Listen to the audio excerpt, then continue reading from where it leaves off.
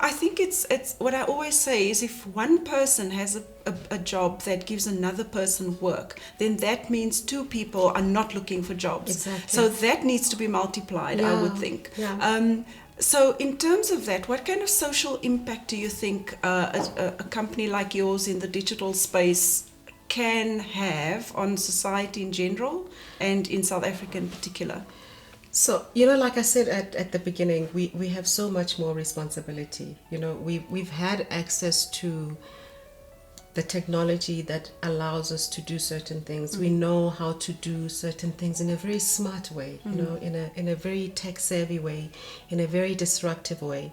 And so one of the reasons that we actually started up KMC is that we needed to share this with our people. So that was so important. So as part of what we do is we actually have a grad program where we hire grads and we take them through that process where we go through very rigorous training and upskilling so that they are ready to go and work with our clients. Right. So there is, it's actually at the core and the conscience of who we are and the reason that we exist as an organization. We've been around for about 2 years, and what we didn't want to do, because we understand exactly how all of this works, we didn't want to just quickly hire without building the right frameworks that allow for quality and excellence. Sure. Because one of the other reasons we started out the company is that we needed to rewrite this whole narrative that Africa cannot produce excellence. So that was key to who we are. And we had to make sure that all the frameworks that we needed set up to make sure that we are able to just propel our nation into excellence and rewrite all of this. All of that is set up. So in the next year or two, sure, we're gonna have a lot of beautiful, amazing stories to tell. Well, I'm excited to hear about those stories. You know, Kgomotso, it sounds to me like you can write the rule book on how to govern a startup from the start. I've done too many wrong things. Well, So there is that. Yes. Yes, there is that. There is the learning that comes from having experienced obstacles and challenges and having made the wrong decisions.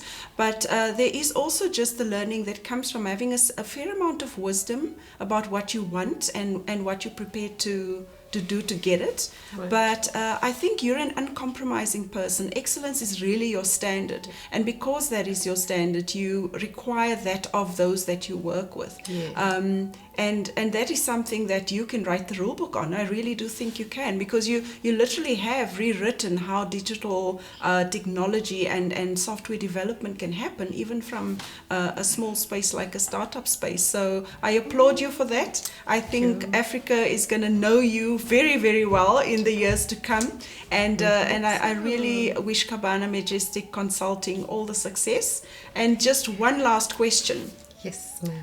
Where do you see yourself in the next 15 years, 10 to 15 years? And the business, of course. Right. So the over and above these other awesome, wonderful strategic objectives that we have about changing the world, changing the narrative and all of that. Yes. One thing that I always say is that the day I can get a girl child from a rural Africa to come into KMC and work with the Majestics, that's what we call ourselves, by the way, Majestics. And stand on a stage in a conference with your Googles and your LinkedIns and have a debate and hold their ground. That day I retire. Wow. That's my dream. Yeah. So I'm hoping that it happens in less than 15 years. In less than 15? Yes. There is time? Yeah. But for Africa, you know, we are here to disrupt the world, you know. So we have to rewrite the narrative. And for KMC, we see ourselves being a part of the disruptive community that makes a positive difference. I applaud you, and I thank you very much for helping us to amplify African excellence. And of course, you are the epitome of that. So thank you for joining us on the show.